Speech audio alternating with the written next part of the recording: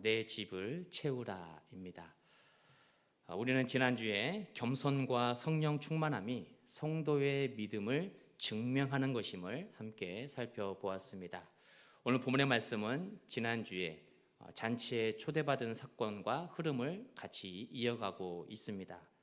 지난주에는 바리새인들의 교만에 대해서 주님께서 말씀하셨다면, 오늘 본문의 말씀은 유대교의 모든 사람들, 모든 유대인들을 향해서 말씀하시는 교만을 또 천국으로 비유하고 있습니다.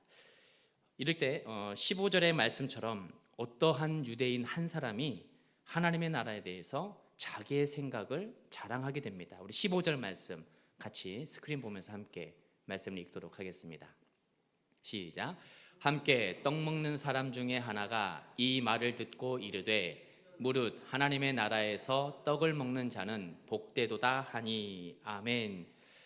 여기에서 함께 떡을 먹는다라는 말씀이 보면은 이미 지금 이제 식사가 진행되었다라는 것을 의미하기도 하지만, 그러나 우리가 지난주에 살펴본 말씀의 흐름을 같이 하고 있기 때문에 이미 식사를 먹었다라기보다는 그냥 함께 앉아있는 사람들, 이렇게 이해하는 것이 훨씬 더 좋을 것 같습니다. 왜냐하면 지금 혼인잔치에 청함을 받은 사람들은 아직 식사 전이에요. 이제 막 사람들이 와서 자리에 어디에 앉아야 되는지, 높은 자리에 앉아야 되는지, 낮은 자리에, 말석에 앉아야 되는지, 이런 자리 배치를 하고 있는 과정에 있기 때문에 아직 음식이 나오기 전입니다. 함께 앉아있는 어떤 유대인 한 사람이 이때 이렇게 얘기하죠.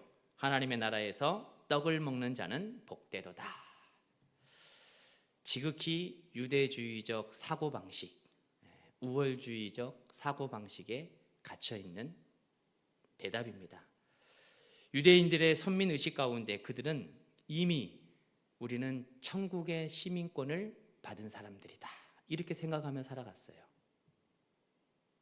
그렇기 때문에 15절은 당연히 하나님의 나라에 들어가서 그 영광을 누릴 것이라는 확신과 자신감으로 가득 차 있는 유대식의 표현인 것입니다. 그러나 주님께서는 이러한 왜곡된 가치관을 무너뜨리시죠. 하나님 나라에 들어가는 자격은 선민의식에 사로잡혀 살아가는 사람들이 아니다라는 걸 말씀합니다. 여러분, 하나님의 나라는 누가 들어갈 수 있을까요? 또 하나님의 나라에 들어가는 그 자격은 어떻게 주어질까요? 오늘 말씀을 살펴보면서 한 가지씩 우리가 마음속에 담아갈 수 있는 시간이 되기를 원합니다. 첫 번째는 하나님의 사랑과 은혜의 부름에 응답하는 사람이 하나님 나라에 갈 수 있다라고 성경은 말씀하고 있어요. 초대에 응답하는 사람.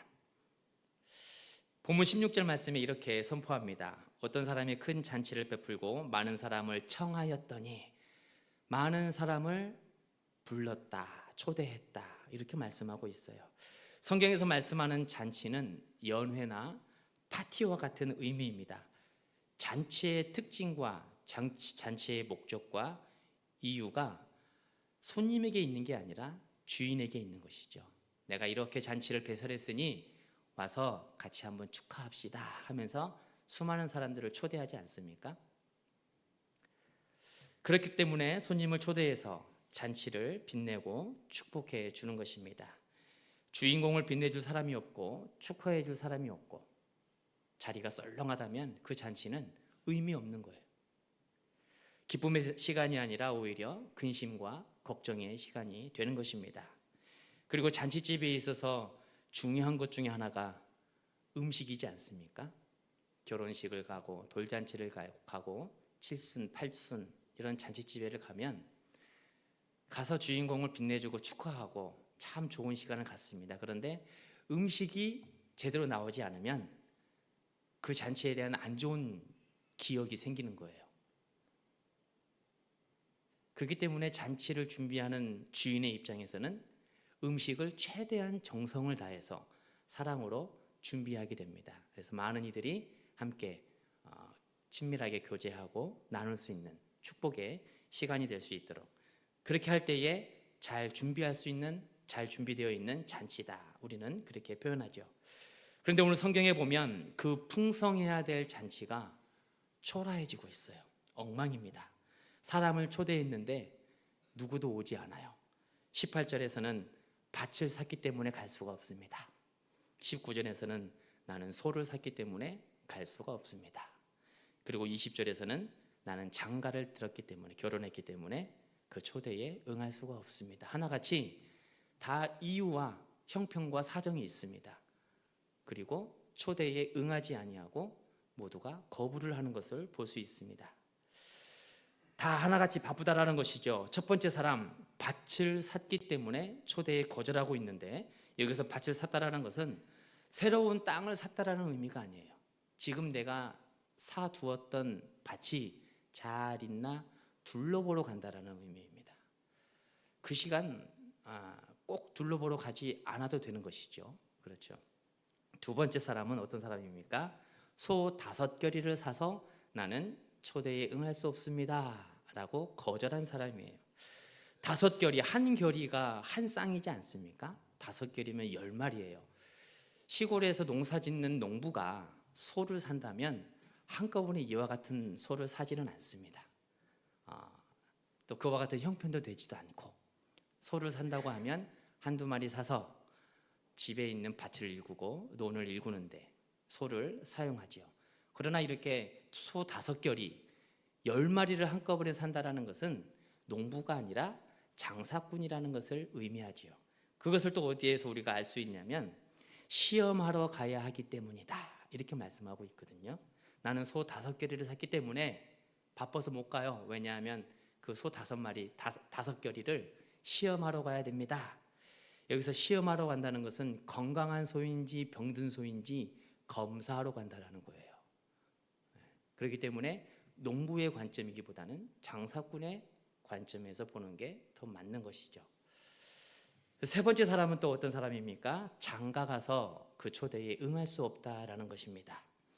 장가를 갔으면 앞에 있는 사람보다 더 사소한 문제예요. 그렇죠? 오히려 장가를 갔으면 초대에 응해서 제가 언제 이맘때에 이렇게 결혼했으니 앞으로 잘 살 수 있도록 축복해 주세요 라고 본인이 가서 부탁을 하거나, 이러한 잔치집에 더 찾아가야 되는 상황임에도 불구하고 저는 장가를 갔기 때문에 갈 수가 없습니다.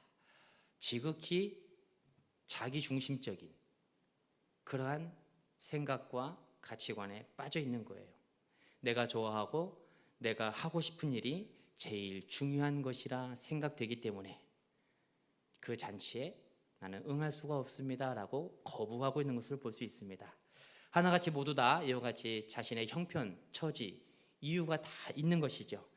그런데 이 이유가 다 땅에 있는 것들이라는 거예요. 구원의 초청을 세상 일들 때문에 거부하고 있다라고 성경은 말씀하고 있습니다. 밭을 사고 소를 사고 장가가는 일 필요 없다는 게 아니에요. 우리가 이 땅에 살아가면 육신을 입고 있기 때문에 모두가 다 필요한 일입니다. 부동산도 필요하죠. 내 논밭이 있어야지 밭을 일구고 논을 일구며 살기 때문에 꼭 필요한 것입니다. 소도 사야 돼요. 우리가 생활하려면 자동차도 필요하고 대중교통도 필요하고 다 필요하지 않습니까? 일할 수 있는 기계도 필요하고, 결혼도 해서 자녀들도 놓고 믿음의 가정을 꾸리는 것도 굉장히 중요합니다. 그러나 여기에서 중요한 것은 우선순위 문제가 있다는 거예요. 땅의 것을 취하기 위해서 하나님의 나라를 바라보지 못한다는 것은 굉장히 어리석은 사람이다라고 성경은 말씀하고 있습니다. 본문 성경에서 많은 사람을 초대했다라는 것은 구원의 기회가 주어진 것이다라는 것을 말씀하고 있음을 의미합니다. 그러나 그 초대에 응하지 못하면 구원받을 그 기회가 사라지는 거예요. 여러분, 우리의 시선 어디에 두고 살아가고 계십니까? 우리는 육신의 몸을 입고 살아가기 때문에 땅에 있는 것들을 바라보고 또 땅에 있는 것들을 소중히 여기며 살아갈 수밖에 없는 연약한 존재들입니다. 그러나 우리는 동시에 하나님의 사람이잖아요. 예수 그리스도를 구주로 영접하고 우리 마음의 중심에 나의 구주로 모시면서 살아가는 성도들입니다. 그리스도인들이에요. 설령 우리가 이 땅에서 땅의 것들을 취하면서 살아간다 하더라도 우선순위는 땅의 것이 아니라 하늘의 것에 있음을 우리는 늘 기억해야 되는 것이죠. 순서가 바뀌면 우리에게 복이 임하게 됩니다. 땅의 것을 먼저 취하면서 살아가면 나의 힘과 나의 열심과, 장로님께서 기도해 주실 때 그렇게 기도해 주시지 않습니까? 내가 아니면 안 되는 것처럼 우리는 그렇게 살아가요. 땅의 것만 바라보며 살아가면. 그러나 하늘을 바라보고 하늘에 소망을 두고 살아가는 사람은 땅의 것을 도구로 삼습니다. 하나님께서 내 땅에 있는 좋은 것들을 통하여서 영혼 구원을 위해 살아갈 수 있는, 하나님의 나라를 건강하게 세워갈 수 있는 도구로 사용하게 하신다라는 거예요. 우선순위가 바뀌면 우리의 삶이 은혜가 아니라 복이 아니라 독이 된다라는 것을 성경은 말씀하고 있습니다. 이처럼 구원의 초청을 계속 거부하게 되면 결국은 그 기회는 다른 사람에게 주어질 수밖에 없어요. 본문의 21절을 보면 초대장을 보냈음에도 사람들이 하나같이 못 온다고 하니까, 거부하니까 잔치를 위해서 주인이 특별 처방을 내립니다. 21절 말씀, 우리가 본문에 21절 말씀부터 다 같이 화면을 보면서 함께 읽겠습니다. 시작. 종이 돌아와 주인에게 고하니 이에 집 주인이 노하여 그 종에게 이르되 빨리 시내의 거리와 골목으로 나가서 가난한 자들과 몸 불편한 자들과 맹인들과 저는 자들을 데려오라 하니라. 아멘. 집 주인이 먼저 노했다 이렇게 말씀하고 있습니다. 하나님의 진노하는 상황을 담아내고 있습니다. 여기에서 하나님께서 노했다라는 것은 심판과 징계를 의미하는 게 아니에요. 너 오지 않았어? 그래? 너는 지옥 가. 이런 의미가 아니에요. 여기서 하나님께서 진노하셨다라는 것은 긍휼과 사랑의 표현이고 기다림이십니다.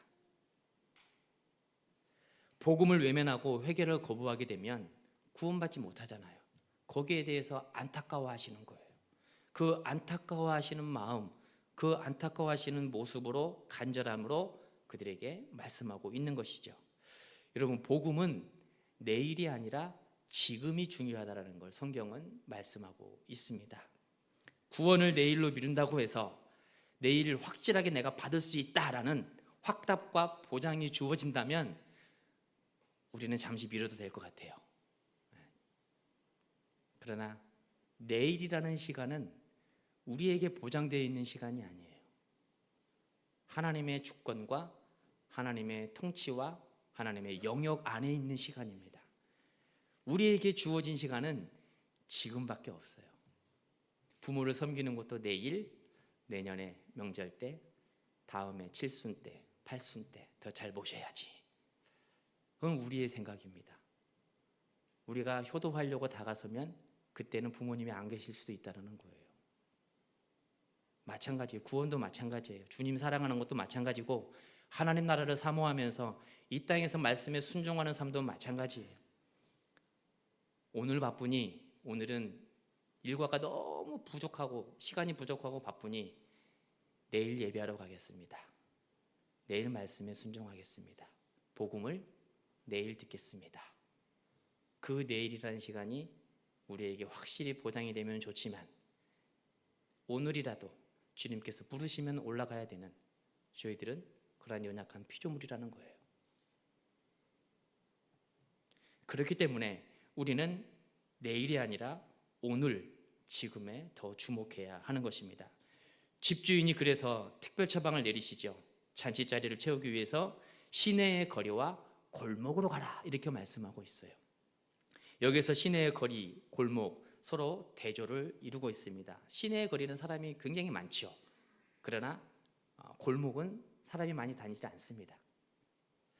시내의 거리가 선민의식에 가득 차 있는 유대인들을 의미한다면 골목은 이방인들을 의미하고 있어요. 시내의 거리가 택함받은, 나는 하나님께 택함받은 사람이기 때문에 구원의 문제가 없어 라는 사람을 뜻한다면 골목은 말씀을 별로 들을 수 없는 그러한 연약한 자들, 소외된 자들, 앞을 보지 못해서 예배당에 갈 수가 없고 몸이 불편해서 예배당에 갈 수 없는 그런 소외당하고 연약한 자들을 의미하고 있습니다.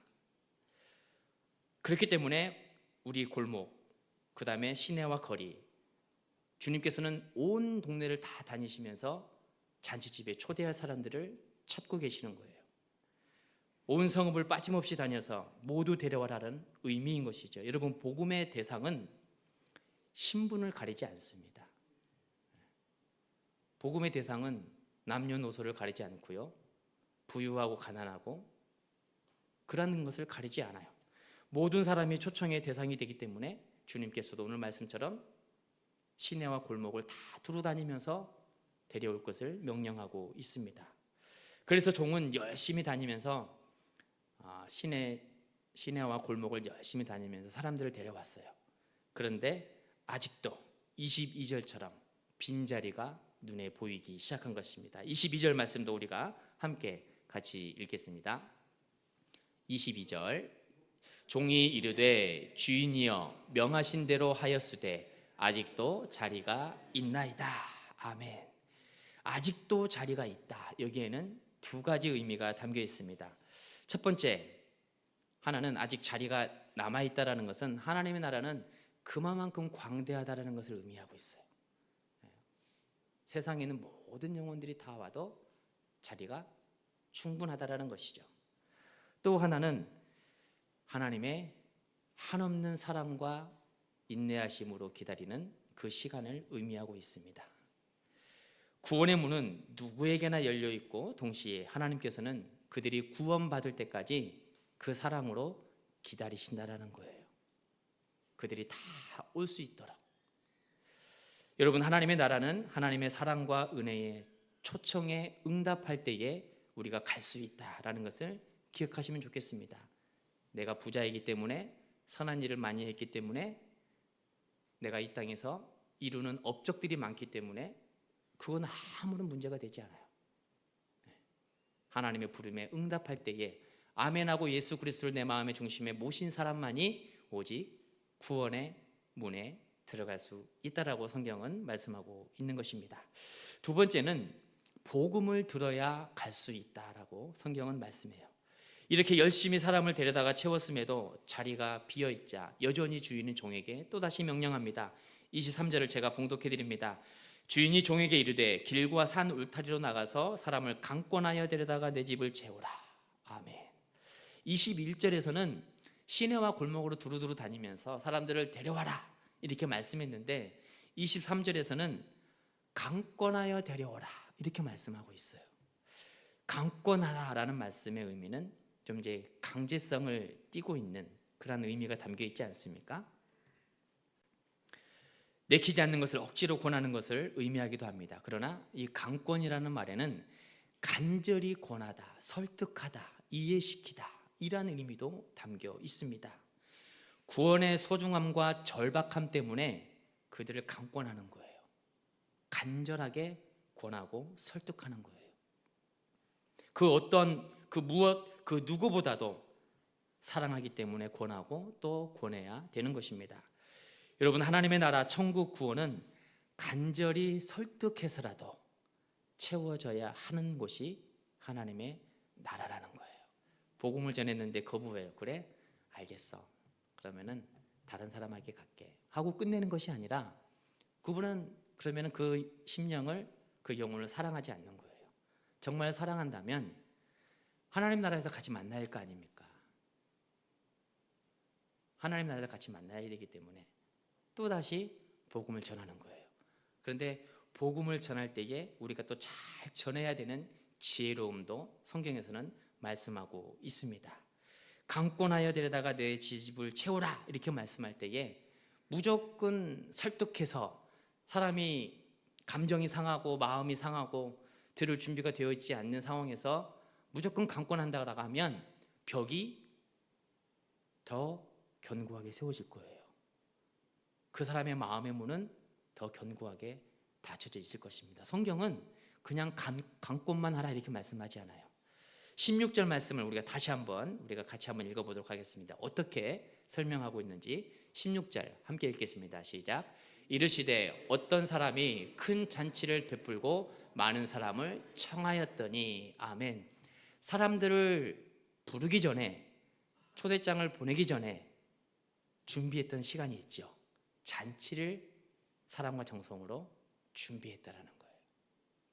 강권할 때에도 그 영혼, 사랑해서 복음을 선포하고 전하지만 그 사람의 기분, 감정, 상황, 형편 어떠든지 상관없이 무조건 복음만 전한다면 저희들은 복음의 결실을 맺기가 어려울 수도 있어요. 오늘 말씀처럼 큰 잔치를 베풀어야 됩니다. 잔치를 준비하는데 대충 할 수 있습니까? 음식장만 대충 할 수 있습니까? 집안의 청소 대충 할 수 있나요? 그러지 못해요. 꼼꼼하게 한 번 더 확인하고 한 번 더 체크하고, 사람들이 와서 혹시라도 불편해하지는 않을까 준비하고 또 준비합니다. 그 준비했던 과정이 얼마나 세미했는지를 의미하고 있는 것이에요.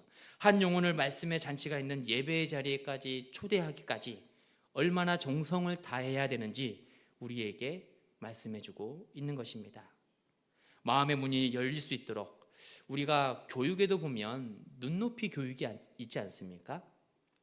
일방적인 주입식 교육은 지금에는 메리트가 없어요. 그리고 교육의 그러한 또 방향성도 아닙니다.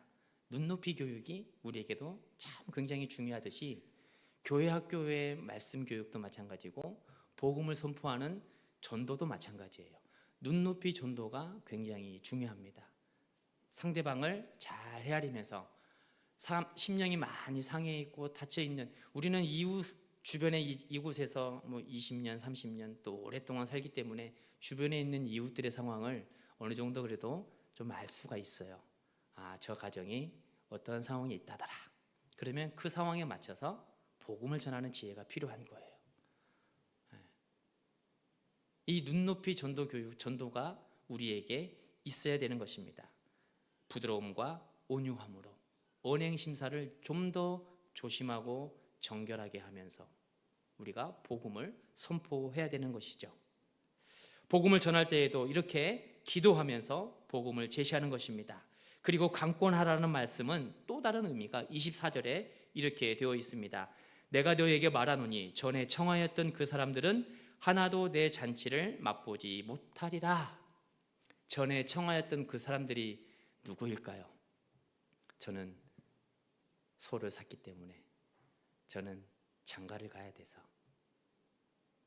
하나같이 다 이유가 있는 것이에요. 결국 21절에서 말씀하는 시내의 거리에 해당하는 유대인들, 선민의식으로 가득 차 있는 그들을 의미합니다. 앞서 말씀드린 것처럼 이때 당시 유대인들은 자기들만 천국에 갈 수 있다라고 생각했던 사람들이에요. 그래서 그들이 생각하기에 15절의 말씀처럼 나는, 우리 민족은, 우리 가문은 천국행 티켓을 받아놓은 사람이구나. 혹시 이렇게 신앙생활하는 사람들을 주변에서 보셨습니까? 주변에 이단들이 이렇게 신앙생활하는 경우가 있죠. 특별히 이제 구원받을, 나는 믿음으로 고백했으니 구원받았어. 그랬으니 이 땅에서 내 마음대로 살아도 돼. 성화의 삶이 아무것도 없어요. 믿음이 있어야 구원의 시작을 이루는 것은 사실입니다. 굉장히 그래서 믿음이 중요해요. 사도 바울도 그렇기 때문에 로마에 있는 교회들과 유대인들과 이방인들, 수많은 이들에게 로마서를 통해서 우리가 하나님의 나라를 어떻게 가야 되는지, 복음이 무엇이고 예수가 무엇인지를 선포하고 있지 않습니까? 그러나 그것만 선포하지를 않아요. 그 다음에 12장의 말씀부터는 실천, 행함, 순종에 대해서 말씀하고 있습니다.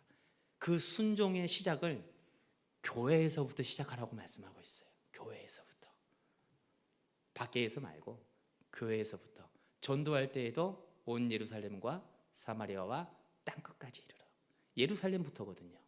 예루살렘부터 유대, 사마리아와 땅끝까지.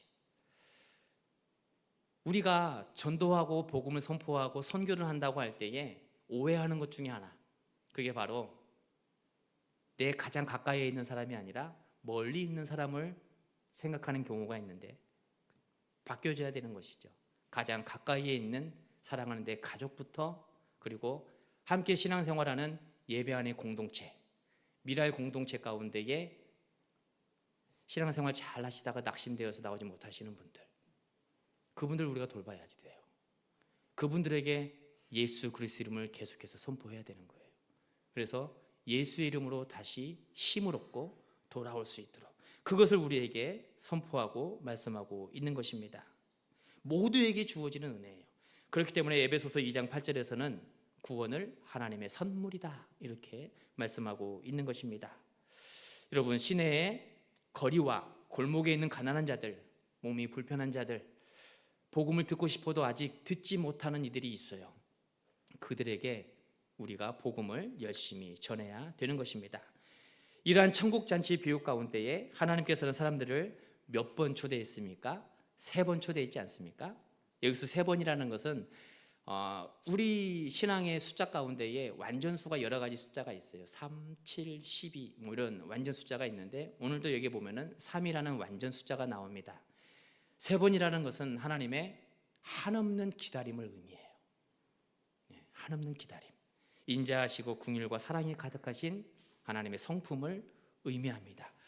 그런데 여러분, 구원의 그 문에도 끝이 있다는 것을 우리는 기억해야 돼요. 그 끝을 성경은 항상 2가지를 말씀하는데, 하나는 개인적인 종말과 하나는 역사적인 종말을 의미하고 있습니다.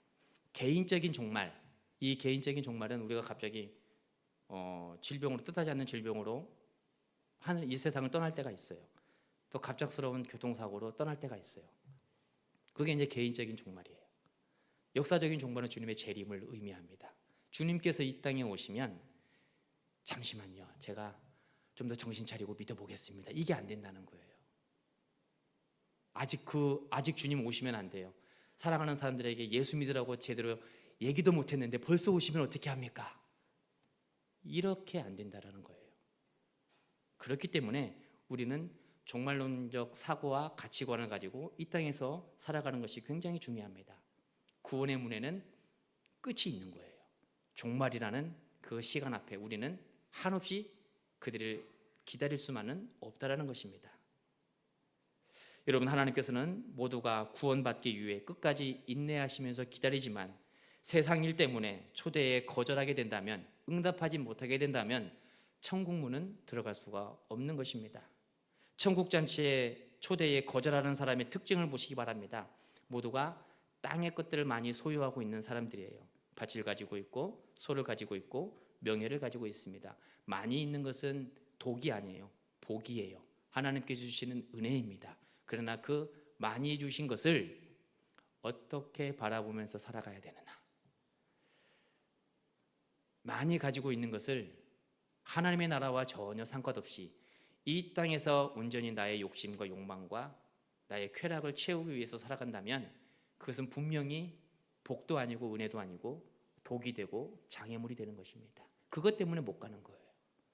그것 때문에 하나님의 나라에 갈 수가 없는 것입니다. 여러분, 이번 한 주를 지내실 때에 간절함으로 기도하시되 사랑과 기도로 사랑하는 사람들 강권하시기를 바랍니다.